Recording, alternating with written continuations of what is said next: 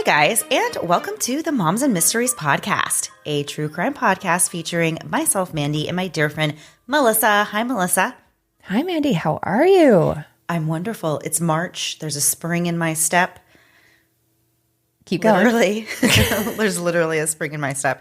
And it's almost springtime, which is my favorite, one of my favorite times, except for all the pollen, and I'm still coughing. I'm still sneezing. Right? So hopefully when that stops, then I can truly enjoy the wonderful spring weather that we're starting to have. Melissa. Yes. I love the pep in your intro. It was like, I was like, wow, I should be more excited than I am today. Just like about life.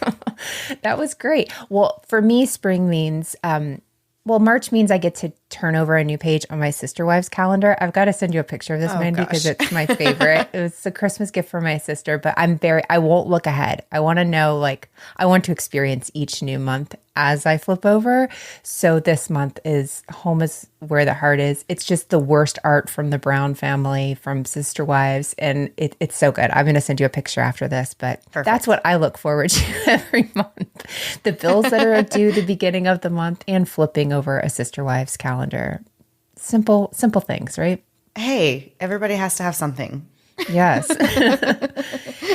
And thank you. We had so many people join Patreon this past month. Thank you for joining us. We have a brand new episode out on the escape from Alcatraz, which we both learned a lot.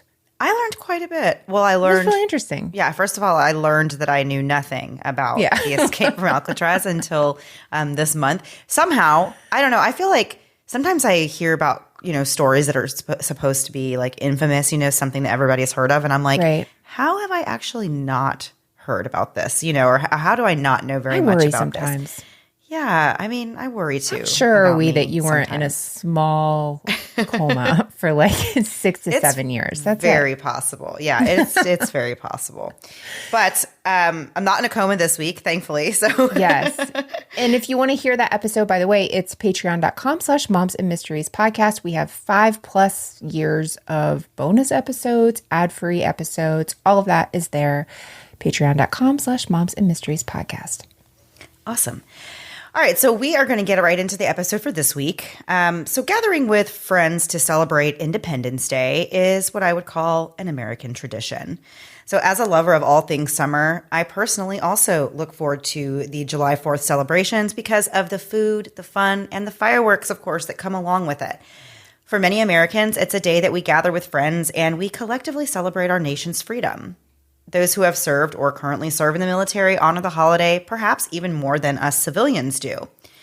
In 2004, friends from Robins Air Force Base were spending the holiday weekend together, but the party abruptly ended when a shocking double murder occurred in the wee hours of July 5th.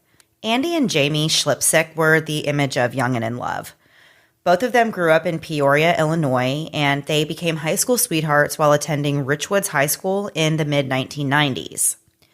Although Jamie attended a different high school for her senior year, the couple stayed together through graduation and eventually got married on June 8, 2002.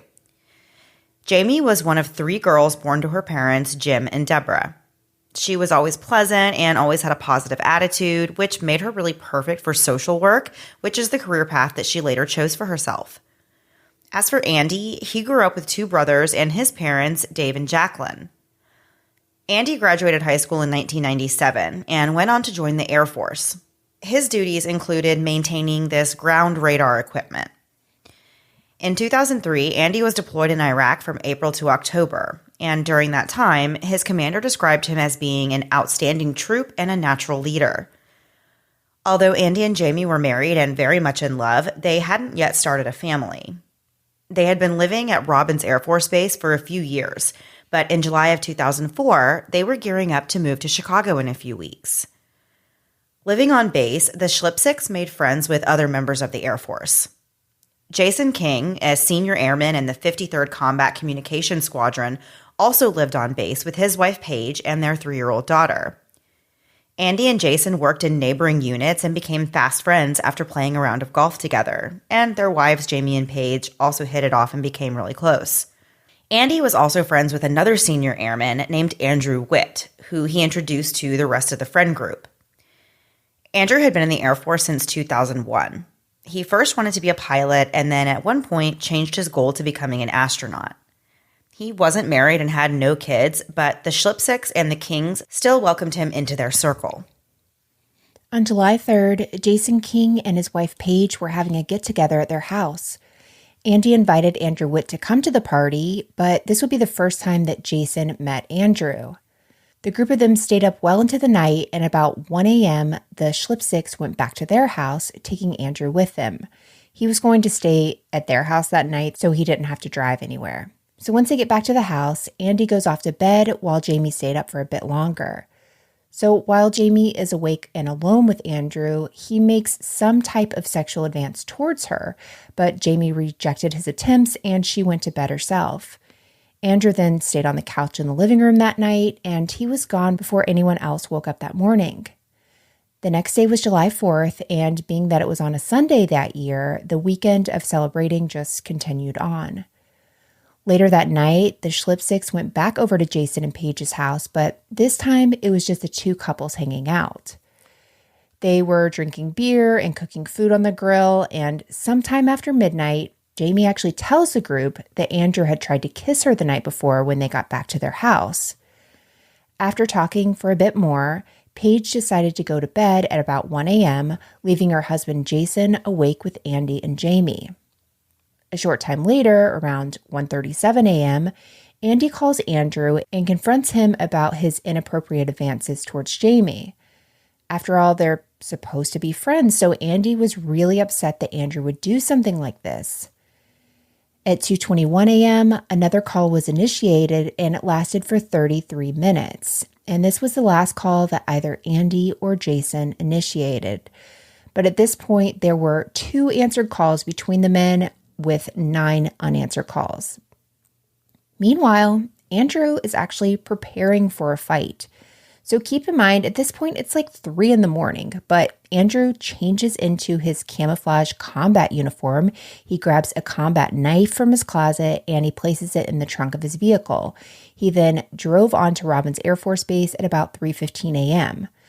So Andrew ends up parking his car about 50 yards away from Jason's house, which is where Andy and Jamie were hanging out that night, and he watched everyone from a distance through the trees so he wouldn't be detected. Finally, at around 4 a.m., after some back and forth with Andrew on the phone and also several unanswered phone calls, Andy, Jamie, and Jason left to go back to the Schliepsiek house, which was about a quarter of a mile away from Jason's house. So in some of these phone calls that were going back and forth that night, Andrew actually talked to Jason, and he seemed rather apologetic for what happened. But in some of the other calls, Andrew would say that Jason and Andy should just come over and, kick his you-know-what. So they were kind of just going back and forth. As we said before, keep in mind, it's the middle of the night. There is alcohol involved, so everyone's kind of just not really thinking maybe on their best. They're not really thinking as clearly as possible. So Andrew, who's watching from the trees and bushes, he's seeing Jason, Andy, and Jamie getting into the car and getting ready to head back to Andy and Jamie's house. So Andrew gets out and follows them on foot. And when he gets to the house, he made his way inside. Andy was in the kitchen, and when he saw that Andrew was there, he yelled at him to get out. And really, it just led to this scuffle, and they started kind of quarreling in the kitchen. So Jason came in and he saw that Andrew was trying to beat up Andy. So he put Andrew in a headlock to break the two men up. That's when Andrew pulled out the knife that he brought and stabbed Jason in the chest. Jason was startled and he backed away quickly. And Jamie, who was also in the room, immediately noticed that Jason was hurt. And she screamed, "Oh my God, you're bleeding." Up until this point, Andrew had never been in any trouble or caught up in such, terrifying behavior. He didn't have any criminal history and he had never been violent in the past, so this was really unusual. Andrew was born in June of 1982 to parents Terry and Melanie. Terry did have a history of drug and alcohol addiction, which may be what led to Andrew's parents getting divorced when he was 3 years old. Despite their relationship not working out, Terry tried to be a good father. He never missed a child support payment, and he visited with Andrew every Wednesday and every other weekend until Melanie and Andrew moved to Wichita, and then Andrew got to see his dad on school breaks. In 1988, Andrew and his mom moved to Wisconsin, and she married a doctor and had 2 more children. From this point on, Melanie became a stay-at-home mom. Andrew's upbringing was described as being restrictive and overprotective, as well as strongly religious. Andrew later said that his mother struggled with depression and stress and had a lot of trouble setting boundaries and dealing with anger. And he said that she actually had a pretty explosive temper and she lashed out and yelled a lot. Despite this, Melanie says that Andrew was a joy to raise. She says that he was a happy and polite child. He was never violent and never showed any signs that he had anything wrong. So while Melanie seemed to be doing okay with her new life, Andrew's dad, Terry, was still struggling with addiction, and he began spiraling for the worse when Andrew was 10 years old. So Melanie and Terry both agreed that it really wasn't a good idea for Andrew to see his father on drugs, so they decided to stop the visits until Terry was able to get sober. About 2 years later, Andrew started seeing his dad again. So around the same time, though, Terry remarries, and Andrew was not a fan of his stepmom's kids. Andrew was homeschooled in 7th and 8th grade, and then he went to a private high school for his freshman year. For the last 3 years, he attended high school in La Crosse, Wisconsin, where he was described by one teacher as being a, quote, very fine student, end quote. Andrew participated in many extracurricular activities, including basketball, football, golf, and he also played jazz. After high school, Andrew's parents paid for him to go to a Bible school in England for 9 months, where he did very well, and he was known as being a deep thinker and a good student who interacted well with his classmates. After finishing the 9 months abroad, his father gave him around $30,000 from stocks that he had previously bought for Andrew. In November of 2001, Andrew joins the Air Force with dreams of becoming a pilot, and then later on, his dream evolved from there, and he wanted to become an astronaut. He was a senior airman and an avionics technician for the 116th Air Control Wing.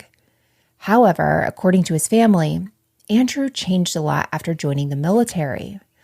On a trip home to visit his family in December of 2003, they noticed that he had picked up some bad habits, like he was cursing quite a bit. He also spent a lot of time bragging about himself, about how much he partied, and the fact that he would have 5 or 6 different girlfriends.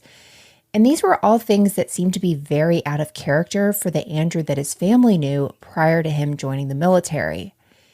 In early 2004, Andrew made a gross confession of sorts to a friend about how he was having this affair with this woman who actually had a 17-year-old daughter, and his goal was to sleep with them both so he could brag about having slept with a mother and her daughter, which is terrible for a million reasons. So on February 22nd, 2004, Andrew is in a motorcycle accident. He apparently lost control on this patch of gravel about 2 blocks away from his house, where he wrecked and he lost consciousness for an unknown amount of time.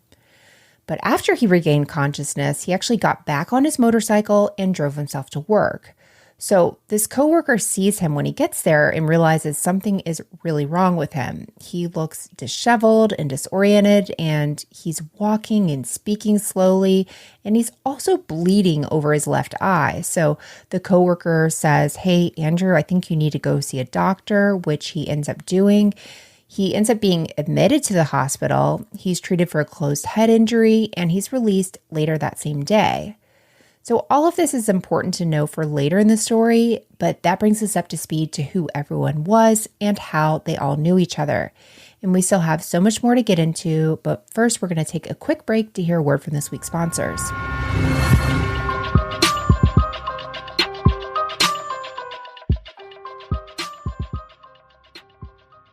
There's no universal hair care recipe out there, and that's because your hair is as unique as you are. As someone who colors their hair and uses lots of heat-related products, I know that I'm in need of a little, or maybe a lot, of extra love when it comes to hair care, and that's why I love My Prose formula. My goals for my hair are to have thicker, fuller, and less oily hair, and Prose has helped me obtain all three. Prose is unlike those other hair care products you've tried before because Prose is personal to you and your unique needs. Your relationship starts off with the Prose Hair Goals quiz, where it asks you things like what your goals for your hair are, and more about you as a person, like your eating habits, as well as things like your zip code and how much damage your hair currently has. Here in Florida, we have to deal with some real humidity, and that changes what I need for my hair. So having my Prose formula be specific to the climate and the conditions to where I live is really incredible. No matter how wonderful the Prose quiz is, I know it's always a little nerve-wracking to try something new online.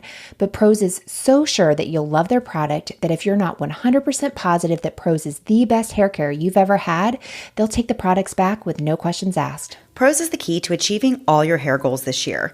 Take your free in-depth hair consultation and get 15% off your first order today. Go to prose.com/moms. That's prose.com/moms for your free in-depth hair consultation and 15% off. Mandy, I'd say we know each other pretty well. If I were to ask you on the spot, what would you say my two biggest annoyances in life are? Number 1, definitely corn nuts. Okay, hard agree on that one. Number 2, I would say wet shoes and socks. Bingo. And while I still have to worry about you and your corn nut habit, I no longer have to worry about wet shoes and socks thanks to Vessi. Vessi shoes literally make 100% waterproof shoes. Not water resistant, waterproof. And as us Florida girls get ready to embark on a season of afternoon showers every single day, can you think of anything I'd want more than Vessi's? Vessi's and a Diet Coke sound like all you really need. And beyond storms, Vessi's Cloudburst are the best shoe to have in the winter because although we don't live in a snowy place, I do visit my mom in New York, and Vessi's will make life so much easier on my next trip. Vessi's have all the features of a rubber winter boot, but built into a sneaker. Plus, they're waterproof and warm, and way more comfortable than boots. And they have a lugged rubber outside to give you extra grip in those wet conditions. You could have really used a pair of Vessi's to prevent that fall you had a few months ago at your house, Melissa. Okay, hurtful but true. I can't wait to get my Vessi's. Not only do they have extra lining inside for the warmth in the cold, but they slip on and off, which is literally magical when you're trying to get your kids outside in a winter storm or a summer rain. Plus, they're made from a super soft knit material that keeps your feet warm in the cold, but cool in the warmer months. They are the year-round answer to wet feet problems. I cannot wait to throw my giant rain boots in the closet and enjoy comfy and cute waterproof shoes for once. Vessi's are my go-to shoes by my door. Check them out in the link vessi.com/moms for a pair of your Vessi shoes. And now back to the episode. Okay, so before the break, we were kind of really just introducing everybody in the story. There is several people so far that we've kind of introduced. So just to recap, Andy and Jamie Schliepsiek were a married couple who lived on Robins Air Force Base. And their friends Jason and Paige King lived about a quarter of a mile away from them, also on base. Andy was also friends with another guy named Andrew Witt, and he was a senior airman with the Air Force. On July 3rd, 2004, the group of them got together at the King home, and at some point that night, Andrew made a pass at Andy's wife, Jamie. When Jamie told her husband and their friends about this the following night, Andy and Jason decided to confront Andrew, and this confrontation led to Andrew bringing a knife over to the Schliepsiek home, really just ready for a fight. After Jason got stabbed in the scuffle, Andrew used the knife to stab Andy, who then fell to the floor. Jamie ran to a bedroom and locked herself inside, not knowing what was going to happen next. Jason, who had been stabbed in the chest, managed to get up and try to escape from the house, but he wasn't able to get the deadbolt unlocked on the kitchen door, and while he was struggling to get out of the house, Andrew stabbed him again. Thankfully, he was able to free himself and get outside, where he ran towards the first house that he could see that had a light on. Andrew chased after Jason for a short distance, but then he thought that he should probably go back to the Schliepsiek home to get rid of any evidence that he might have left there. Jason made it to a neighbor's house and collapsed in the driveway, and this neighbor was able to call for help. Meanwhile, Andy was also able to get to a phone and dial 911. When Andrew got back inside the Schliepsiek home and saw Andy talking to the dispatcher, he made his way down the hallway and into the bedroom where Jamie was hiding, and he broke down the door. While he was on the phone with 911, Andy pleaded with Andrew not to hurt Jamie. But Andrew proceeded with his vicious attack, breaking Jamie's arm and stabbing her multiple times while she laid in the fetal position. When he was done, Andrew went back to Andy and stabbed him multiple times in the ribs and heart. When the attack was over, Andy and Jamie were both dead, and Andrew fled the scene. That's such a chaotic scene. It is. And to think of the dispatcher who's on the phone, in the research it said that the dispatcher was able to hear this attack taking place because Andy was on the call with them. And so I just, I feel like a lot of times, sometimes we do acknowledge and think about like the trauma that dispatchers have to go through when they are on a call like this and they hear something traumatic like this happening. But this is like one of those stories where it really makes you think like, gosh, I just like my heart goes out to people in that profession that have to take these calls and hear like things that are so horrific like this. My husband's cousin, Brad, his wife, is a dispatcher, and she's the calmest person I've probably ever met in my life. She's wonderful. But I just think like every time I see her, I'm like, how are you? Because it just seems really, like such a traumatic thing. I mean, all of these jobs would be, but like, I feel like you were saying that one gets unnoticed sometimes, but they could be on the phone with somebody during their last moments or hearing this kind of violent attack, and then you have to go home and live your life. Yeah. It was around 5 a.m. on July 5th when the bodies of Andy and Jamie were found. Andy was found lying on his back in the living room with his cell phone laying nearby. Jamie was found in the bedroom, slumped against the wall behind the door. Jamie's jean skirt that she had been wearing was found about 10 feet away from her body. A blood spatter expert believed that this skirt came off in the middle of the attack. The murders of the couple were the first murders to ever be committed on Robins Air Force Base. Autopsies performed on the couple showed what a brutal death they suffered. 25-year-old Andy was stabbed 3 times, once to the left side of his back. The second was through his back and severed his spinal cord, which instantly paralyzed him from the waist down. And the third stab was to his chest, piercing the front and back of the left ventricle of his heart. This stab wound was immediately lethal. 24-year-old Jamie suffered 5 stab wounds, 4 of which were in her back, and 1 to her left chest cavity that went through her diaphragm and into her spleen and caused her lung to collapse. Numerous organs were damaged in Jamie's body. Jason, who was the only one of the 3 to make it out of the house alive, was stabbed 4 times, with 3 being potentially life-threatening. 1 stab punctured his left lung and went almost all the way through his entire chest cavity. He was also stabbed in the kidney and was cut through the splenic artery. Jason underwent emergency surgery where he lost 4.5 liters of blood, which, considering you have around 5 liters of blood in your body, is, I just can't believe he survived that kind of loss, right? So he spent 15 days in the hospital before he was released, but after 2 weeks, his lung actually collapsed again, and he contracted a staph infection. So he ended up having 4 or 5 follow-up surgeries with over 30 days total in the hospital. Because he was in such critical shape himself, Jason wasn't able to attend the funerals of his friends Andy and Jamie, which was something that really upset him. There was a memorial service on base for Andy on July 9th, and the couple's funerals were held on July 12th. Jamie's body was cremated, and her ashes were placed in an urn, which was cradled in Andy's arms in his flag-draped casket, which really broke my heart to hear that. I mean, it's beautiful that they did that, but the visual is really tough. Around 1,500 people attended their joint funeral. So there's not a lot known about exactly how and where Andrew was arrested, because much of the research for this story comes from Andrew's later appeal, so we can only piece together what we know from the evidence and what we know from the court documents.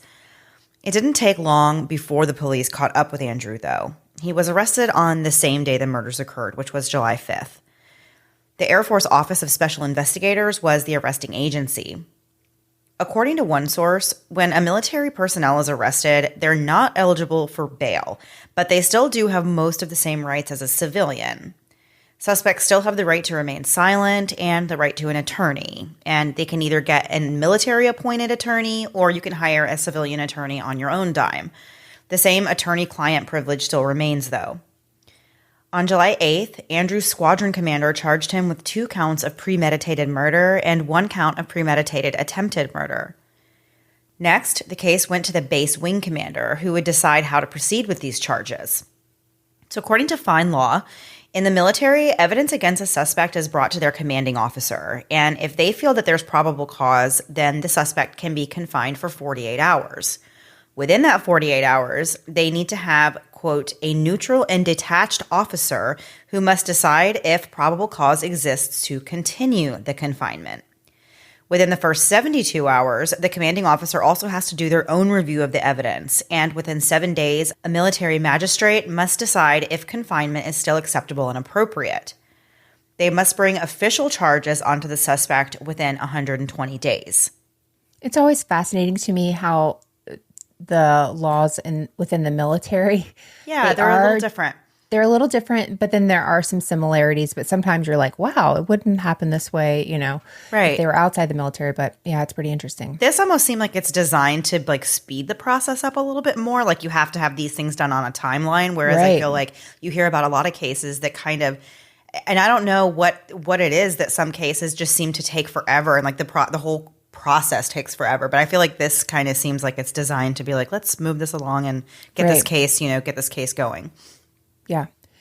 So we're not sure exactly when, but at some point, Andrew makes some sort of confession. So Andrew says that he basically wore what he called his battle dress uniform that night because when he was sneaking onto the base, he wanted to make sure that he would be able to see them without them seeing him. He said that night, Andy was calling him and yelling at him that night over, making advances to Jamie. Andrew then takes investigators to the place where he disposed of the knife, the uniform cap, and his boots.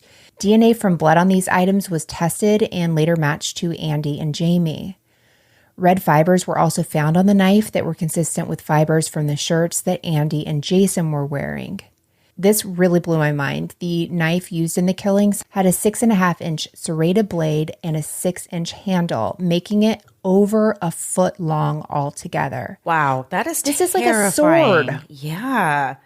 And it tells you how 3 stabs could kill somebody, or even 1 could. I mean, this is, in my opinion, he went there to definitely hurt people, not to scare somebody off. Yeah.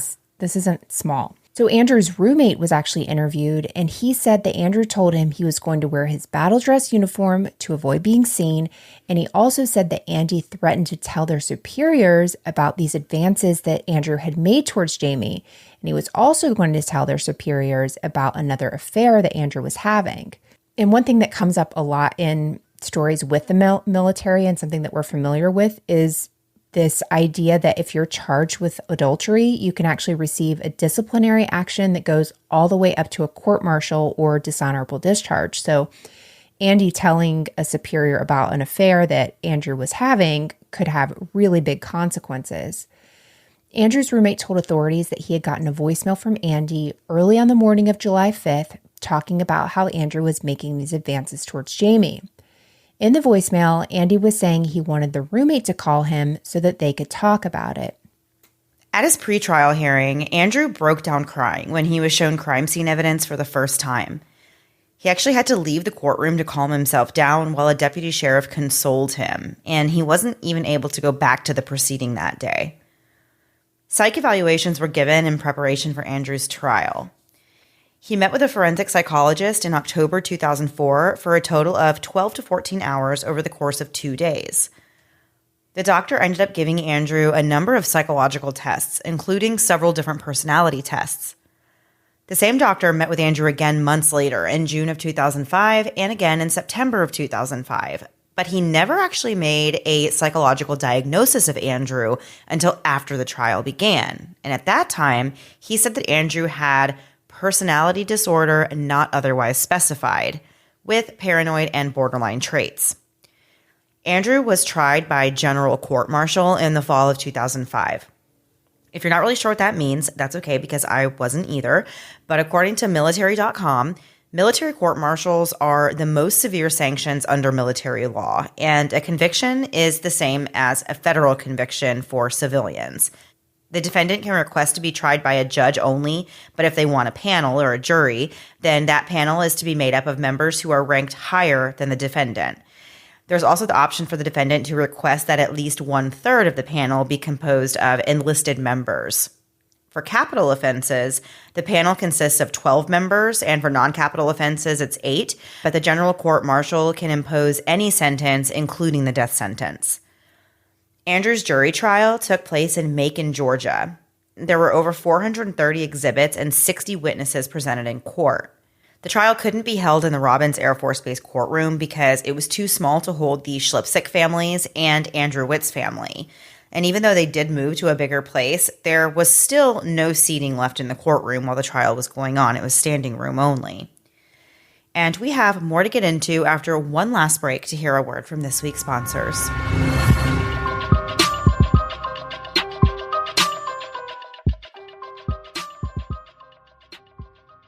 Mandy, when you and I started this podcast, we made a very conscious decision not to use our last names or really specific information about our families. And that's because we know that once this information is out there on the interwebs, it's almost impossible to remove. That is, until we heard about Delete Me. You're so right, Melissa. And even with as careful as we've tried to be with our show, I still find my information all over the internet. Literally thousands of pieces of personally identifiable information is just out there. And while having this podcast has made us more conscious of this, it doesn't mean that it's not affecting you and your family. Having things like your home address, phone numbers, financial records, you name it, being all out and accessible for just about anyone can lead to some bad situations. Things like identity theft, credit card fraud, and even those annoying robocalls and scam emails can all originate from this. I started a few years ago putting in these requests to various websites to have my name and address removed. And not only was it really time consuming to do, but as soon as I would take one off, a new one would come up in its place. But with Delete Me, instead of spending more than 50 hours searching and filling the request to get everything removed, I actually used our code MOMS and signed up last night. And the process took me just a few minutes. Delete Me is an incredible service that not only finds and removes your personal information from literally hundreds of data broker websites, but it continuously scans for new data that shows up and has it removed as well.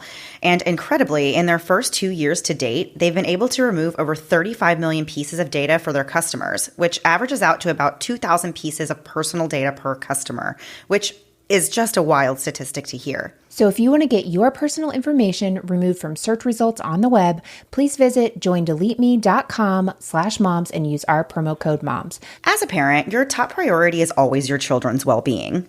You want to give them everything they need to grow and thrive, both now and in the future. With term life insurance from Fabric by Gerber Life, help protect your family so their future is secure, no matter what happens. I'm the first to admit that I'm financially not the greatest, but when it comes to my kids, I'll really do anything for them. And Fabric makes it so easy for me by offering things like term life insurance that won't break the bank, plus they have the added bonus of wills, access to college savings funds, and more, all wrapped up in a package that's so easy to navigate, even I can do it. And that's because Fabric was designed by parents for parents to help you get a high-quality, surprisingly affordable term life insurance policy in less than 10 minutes. Plus, you can see your quote and then personalize your quote to fit your family's needs. You could be offered coverage instantly with no health exam required. Protect your family today with Fabric by Gerber Life. Apply today in just 10 minutes at meetfabric.com/moms. That's meetfabric.com/moms. MEET fabric.com/moms. Policies issued by Western Southern Life Assurance Company. Not available in certain states. Prices subject to underwriting and health questions. Hey guys, as you know, I'm someone who loves knowing a little about everything. I love the news, I love entertainment, I love it all. But sometimes I don't have enough time to get all the information, all the little details and the minutia of everyday news because my goodness, it's constantly going. But thanks to the Newsworthy podcast, I can get all I need in little bite-sized pieces. So if the stress of the news is getting you down, but you still want to know what's going on in things like the election, check out the Newsworthy. And in these 10-minute episodes, they're just on the go listening. I can listen to it quickly on a walk, on my way bringing my kids to or from school or one of their activities. When I'm in line at the grocery store, there's never a wrong time to listen to the Newsworthy. But if you feel bogged down by the news and kind of the negativity of it, but you still want to be informed on what's going on, the Newsworthy is the place to do it. Erica at the Newsworthy is an independent journalist, and her team does really all the hard work and research for you. I love that the episodes are so well-rounded, and there will be fun stuff like tech or big stories, but the way Erica gives this, efficient and neutral overview of the news, and in just 10 minutes each weekday, it's It's perfect. Just search The Newsworthy in your podcast app or go to thenewsworthy.com to start listening. Again, search for the podcast The Newsworthy, 2 words, The Newsworthy, to make staying informed easier and more enjoyable every weekday. And now back to the episode. So before the break, we were talking about Andrew's upcoming trial and how that was going to be set up since this was done through the military, and how this trial was actually being moved to a larger place because there was no seating for the families in the smaller Robins Air Force Base courtroom. So since Andrew admitted to the murders, his trial was mainly to determine whether or not these killings were premeditated. The prosecution during the trial focused on Andrew's callousness and his clear lack of remorse as proof that he had planned this attack. They said he committed the murders because he was just simply evil and just bad, both words that they used, and that he didn't want Andy to tell their superiors that Andrew had made these sexual advances towards his wife and about this other affair that Andrew was having. So 14 different friends and family members of the victims gave impact statements, and 5 people testified about Andrew's lack of remorse.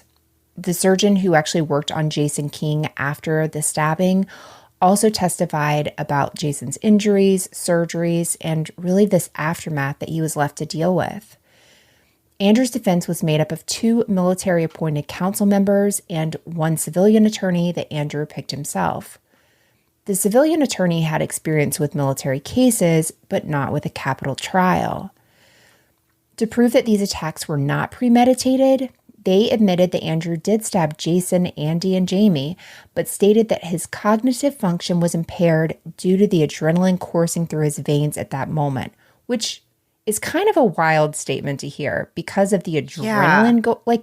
Wouldn't that be anyone that was committing a murder? I feel like you'd have a lot of adrenaline to do that. That's right. Kind of weird to me. So not many people were even called to testify for the defense.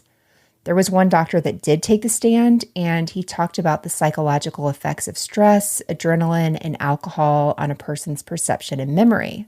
The psychologist that evaluated Andrew early on testified as well about this fight or flight response and what cognitive effects can be seen in a high-stress situation.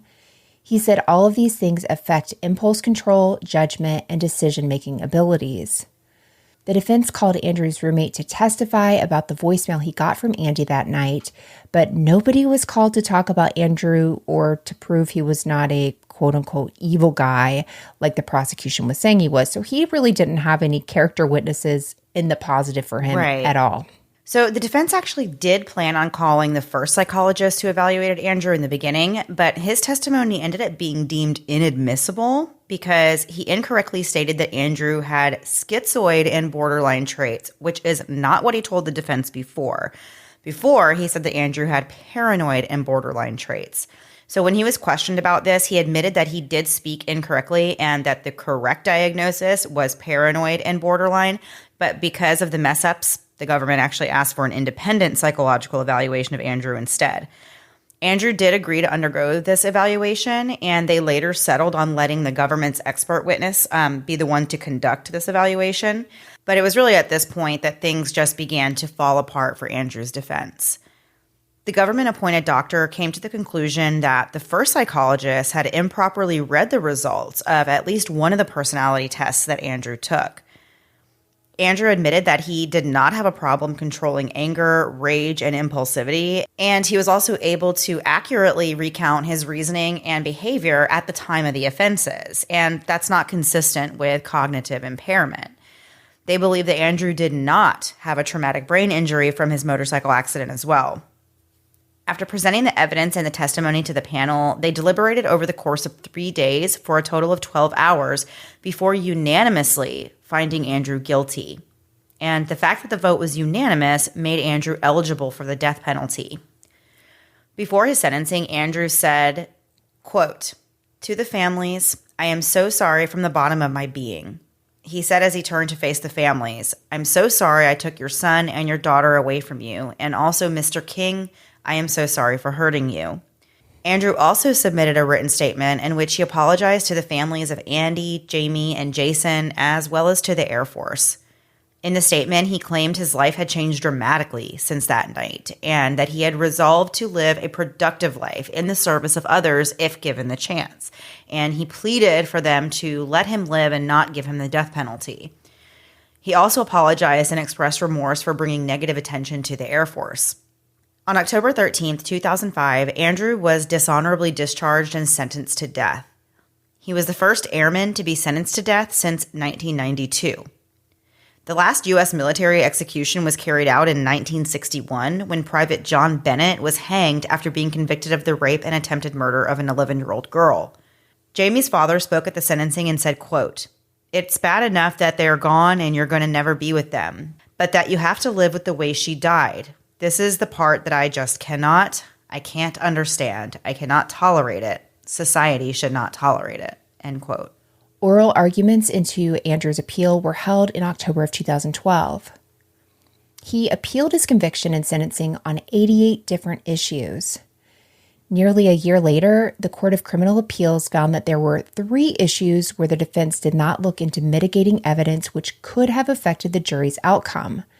If even one person found Andrew not guilty, he wouldn't have been eligible for the death penalty, so this was really a big deal for his team. The first issue was a possible brain injury Andrew could have suffered in that motorcycle accident we talked about earlier. This happened just a few months before the murders, but he was never, quote, properly scanned, end quote, to find out how severe this injury actually was, where the lesion was located, and what specific abnormalities were possible with his specific injury.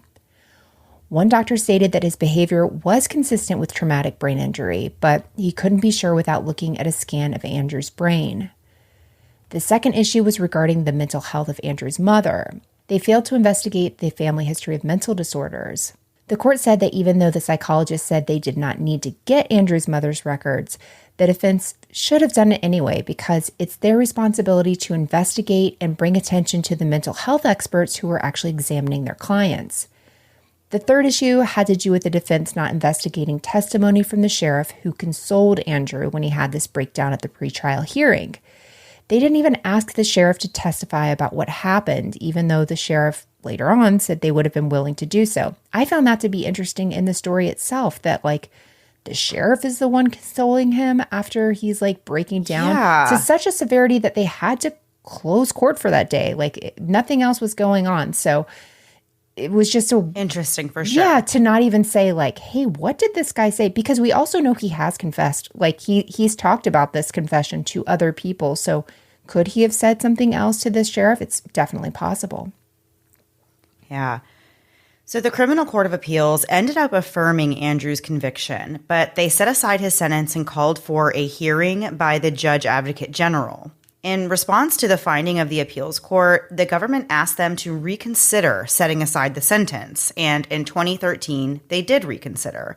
And they found that the defense was not incompetent on the 3 issues they initially called into question.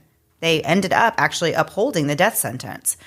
This reconsideration included the opinion of 3 judges who actually did not participate in the original appeal decision. Andrew then appealed the court's reconsideration because he thought it was unauthorized for them to reconsider a previous decision and that it was wrong for the 3 judges to make a judgment on the reconsideration when they had nothing to do, I guess, with, the case to begin with. On July 19th, 2016, a new sentencing hearing was ordered and Andrew was ultimately resentenced to life in prison. As for what happened to Jason King, after the attack, he was made staff sergeant while he recovered. Once he was fully physically recovered, he had to sleep on the couch at his home so that he could be close to the door because he wanted to be able to hear anything that was going on. Jason even started keeping his doors unlocked because of the experience that he had, which kind of sounds like the opposite of what most people would do. You would think that if they were attacked in this way, you would stay locked inside your home. But it was because, when he was trying to escape Andrew's attack, he was not able to get the deadbolt on the door open. Right. And that's what led to him being stabbed again a second time. So in the wake of this attack, now he has to have the doors unlocked because he wants to make sure that there's always a way that he can escape if he ever needs to again. Jason started becoming startled by crowds and loud noises, and he became what he called hypervigilant. He ended up going to Airman Leadership School and won an award for the top student of an enlisted professional military education course. Jason served in Korea in 2009, and while there, he started working on a master's degree in management. He retired from the Air Force for good in 2011 after being diagnosed with chronic obstructive pulmonary disorder, which was likely from the scarring on his lungs that were sustained during the attack. He suffered from PTSD, anxiety, and depression, and unfortunately began drinking and taking painkillers to cope.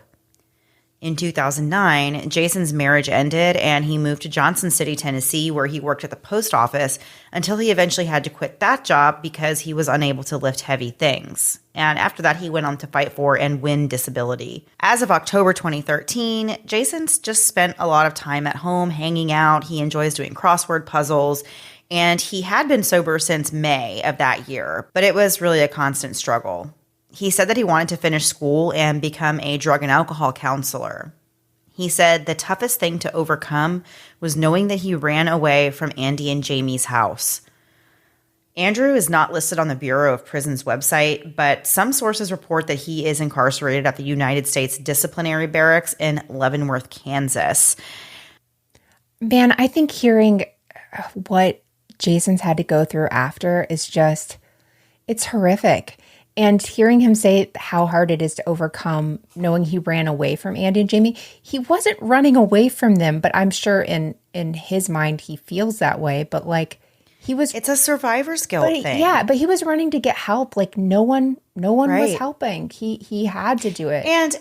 Right. And that's the other thing. I feel like you hear this a lot with people who do survive an attack where others didn't survive, or people who survive even an accident or something where other people were killed and they weren't. And you just have that feeling like that you should have been of the sound mind to do something, but you're being attacked as well. Like, and your brain is telling you to get out of there, you know, not necessarily just to get help, but like everybody has their own sense of self-preservation, right. You know, like first and foremost, your brain is protecting you. You're looking out for yourself. And so like there's nothing wrong with that. That's just your natural instinct is to take care of yourself first. And then, yes, of course, get help. And that's your ultimate goal. But it always breaks my heart to hear that people beat themselves up, you know, and say like that they have so much guilt for, you know, leaving the scene or for being able to get away. And it's like, I just feel bad that people feel guilty for that because it's a miracle in itself, you know, that he was able to survive this attack. So it's like, I just feel bad, you know, that people feel bad. I feel bad that people feel bad ever for any reason, like especially in a situation like this. Yeah, I mean, he's been through so much. So I'm glad that he has found sobriety, and I hope that he can become a drug and alcohol counselor. That would be, I mean, that sounds like something that could be really good for him. But man, the story is so sad. It just seemed so pointless. Like it just, for what? For what was any of this? It doesn't make any sense. All right, so that was it for this week. Melissa, are you ready to turn the page and move on to the last thing before we go? I sure am, Mandy. And what do we have for us this week? Thankfully, not another game where we just rude. Throw words I like the other. games. I know. I like the games too. Actually, people who have been listening have said that they've really enjoyed them and have found them really funny, which I'm thankful for because sometimes when we're doing them in the moment, I'm just like, what are we doing? Like, we're just saying words. I don't even know what's happening anymore, but apparently it's turning out well. But we're not doing that today. No. So if you liked it, too darn bad. We have something else for you. This week we have our lovely researcher and decent human, Haley Gray, here to talk to us for a few minutes. Haley, how are you? Hi. Thank you so much for that great intro.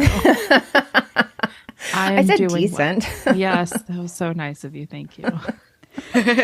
Yeah, we're always talking about Haley and just shouting her out for all the work that she does with us on the podcast. She does all of our research for us, and we've never had Haley on. We don't really often have people on the show with us, so that's how you know Haley is very, very special because we brought her on today. We thought you guys might like to hear a little bit from Haley and kind of what she does. She doesn't just do research for us. She actually works for other podcasts as well. So Haley, why don't you tell us about you and what you do? Okay. Well, I am very awkward. Get that out of the way right away. Yeah, right. I research for multiple shows. I would say that you're my longest client. I've been with you guys the longest. I thought you were going to say favorite, but I guess you can't really say that. How rude would that be if she did that? Right. I would literally make a TikTok and that would be the whole sound. You could just use like AI and just create it if you want to. Who are you talking about AI? This is AI. I don't even know where Melissa is. So I work for multiple shows. I just sometimes I write for shows too, but it's not conducive to write. I would be weird if I wrote the show for you guys. So I don't do that. I just do the research, and I've been with you guys for. I think we tried doing the math. It's been over 4 years, I think, now. Really? Wow. That's disappointing for you. I want better I can't for you. get away. Yeah, so we actually met Haley very early on when we started the podcast. Back then, she wasn't researching for us. She was actually doing her own podcast. And we were reminiscing about that the other day. I was on Haley's podcast, and we decided Melissa was not on it. It was just me. For some reason, I still don't know why I would go on a podcast without Melissa. I feel like that may have been the only time in history that I've ever done that. Here's the thing. I've done it a lot, but I'm always doing it on like reality adjacent shows. Nobody invites me and they're on like, that. yeah, well, I think you would probably rescind it. So I just am like, sure, yeah, you can take me. But yes, Mandy, you were on Haley's old show and you guys became friends, right? Is that true? Yes, of course it's true. Did you become friends? Yeah. Haley, answer. Yes, we are all friends. Neither one of us laughed. So that's going to sound awkward to listeners. No, Haley's great. We've talked about this recently, but when Mandy and I found out that Haley was researching for other people, and like you get to know people in the true crime world, and we knew how great the shows were that Haley was researching for, but they were like really big shows. Way greater than us. Way bigger than we could even dream. So like, I just very much remember the back and forth of Mandy and I texting each other like, should we ask her? Do you think she'll say no? I'll be devastated if she says no, but maybe we should ask. What if she says yes? So congratulations. You were our big get, Haley, and now we'll never let you go. I think she's the one who should be congratulating us in that case. Is that true? My AI senses are wearing off. I don't know if that's true. Okay. Yeah. Haley was the common denominator between all the great shows. So we didn't feel worthy. So yeah, here we are now. And we still aren't. Which is so crazy. Continue. You definitely are worthy of my amazing services. Go more. We wrote a whole script out for you. I don't know why you haven't brought it out yet. Just outlining all the best things about us as people, as humans. It is funny, though, in text chains with the three of us where Haley will say things if we do something even decently nice. She'll say, I promise I won't tell anyone you guys are nice. Yeah, I don't want to break the illusion. So, Haley, you've been in true crime for years. Is there a case that is especially close to you that you want more people to know about that maybe we haven't been able to share on the show? Because I definitely know which one you're going to talk about. But is there a show you'd like to share? Or I'm sorry, a story you'd like to share? Sure. So we've talked about this off mic, but there's a case that's near and dear to my heart, but unfortunately involves a child. So it's not necessarily the best fit for Moms and Mysteries, and that is the case of Oakley Carlson. It's about a little girl who was living in Washington, and when she was a baby, her and her siblings were taken away from their parents by Washington's version of DCF, which is just DCYF, for the Y is for youth. And so Oakley and her siblings were taken away and they were put into different homes. And Oakley went to stay with Eric and Jamie Jo Hiles. And they're incredible people. And they raised Oakley like she was their own, because she went to them as a baby, like, and they raised her when she first started talking, like she called them mom and dad, like they were literally her parents. And she completed their family because they weren't able to have children on their own. And they've been really open about this. That's how I know. And anyway, so they loved Oakley. And unfortunately, because DCYF, like there are a lot of problems with the Washington, like their DCYF. And for some reason, they let Oakley go back to her parents, even though they were still using drugs and there was abuse, domestic violence in the house that Oakley was witnessing. And she would come home after her like visits with her biological parents, and she would come home and she would tell the Hiles about it. And they would record her and they would send it to DCYF, and they just didn't do anything about it. And and this is like what it feels really petty. I'm not sure if it's related, but it does feel related. Like the more the Hiles like sent things in to DCYF, like, hey, Oakley should not be around her biological parents unsupervised.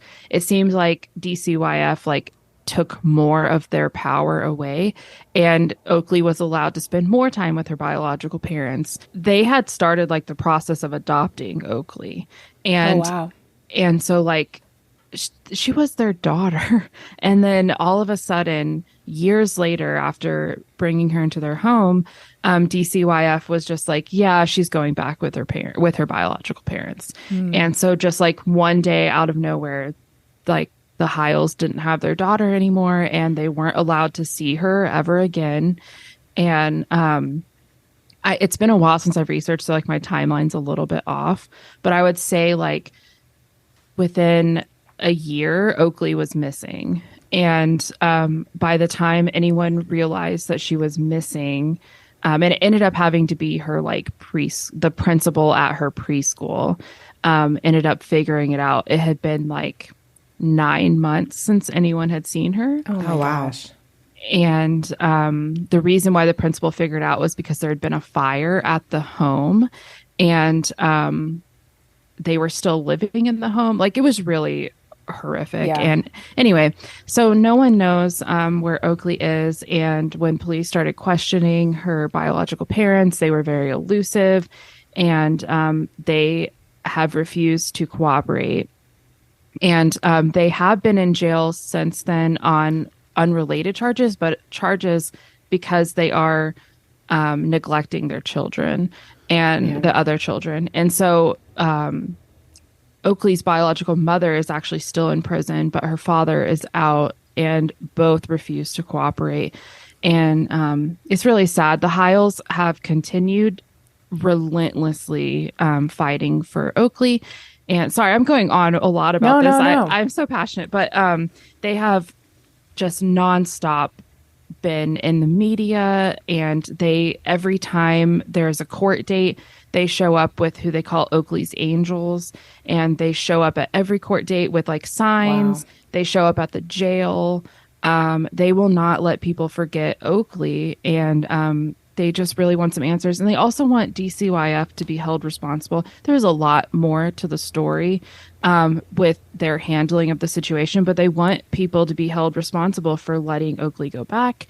And they also want to make changes so that this never happens again. And I feel like Oakley's case is a really great one to get involved in if you feel like there's something you want to do, but maybe you can't like monetarily donate to a GoFundMe or something. Like Oakley's case is a really great one where they have tons of resources where you can send in letters to the governor, and you can really get involved in a way that that is free. Because I know like money it's hard. Yeah, it's really hard to get financially involved in all of these cases. But this is one where there are so many different ways you can help, and you can follow the Hiles' journey, and they're just never giving up. And it really gives me goosebumps to think about all of the things that they've been through, and they still are fighting for Oakley, and they will never give up. Yeah, that's amazing. I mean, the story's heartbreaking, but it's amazing what they've done. And remind us what podcast you researched that story for. Yeah, so I ended up researching and writing a 2-part series on Oakley for Big Mad True Crime. That's hosted by Heather, which I know you two are friendly with her. Yeah. Yeah, so we did a 2-part series on that one, and the family advocate has listened and was really happy with the outcome. And honestly, like the reason the episodes were so well put together was because the Hiles run a website where they have like an incredibly detailed timeline with like sources listed, and they also like have included their own evidence, like emails they sent to DCYF Right. and things. And so truly like they are out there like doing so much for her. So yeah, if you're interested in hearing more about Oakley, please check out the 2-part series, because like we talked about, it's not the best fit for moms and mysteries because it does involve a child, and foul play is suspected. So Yeah. Well, we'll definitely have links to that in the show notes for people to check out. Definitely listen to that. Haley, we appreciate you coming on and talking to us. We would love to hear something fun you're watching, you're listening to. Is there a podcast people should listen to that you love? What's something fun about you? We like to end the show on a Did you just ask Haley what something fun about her is? Haley, what's something fun about you? Nothing. Okay. Well, I'd say if I had to recommend a podcast, like one thing about me is that I love bad movies. I think they're so fun to watch. Like you can just turn your brain off and just have a good time. And my boyfriend and I love just like making fun of a movie while watching it. Not like being mean, but like just really getting into it and just like the glitter of it all. Yeah, like what is like we just watched this one movie from I think it was the 80s about like it's called The Barbarians, and it starred like these 2 bodybuilder twins that had like never acted before. And the costumes were just outrageous, and just everything about it was so funny and so like just hilarious. We just had an amazing time watching it. So there is a podcast that I've been listening to for years now called How Did This Get Made? And it's it is with 3 hosts, and they've all been on the show The League, which if you're a comedy fan, you may have heard of. But I had been watching that show years ago, and then I found out that 2 of the main cast members had a podcast together, and then the third person is one of their wives, and she actually was on the show too. But it's 3 improvisers who are just so funny, and they watch a bad movie and they have a guest on and they just talk about it, and it's so fun. Like I've traveled around the country to like see the show live, and it's just a really great show if you love comedy and love bad movies. You don't have to watch some movies to listen, but it's definitely just like a fun listen, right? Especially if you research true crime all the time.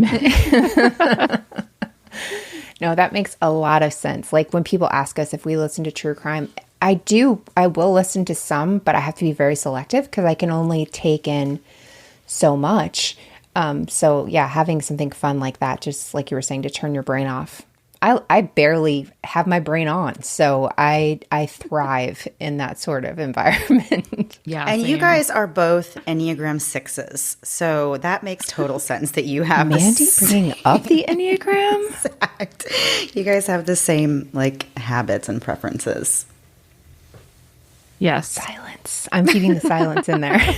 I will not edit that out.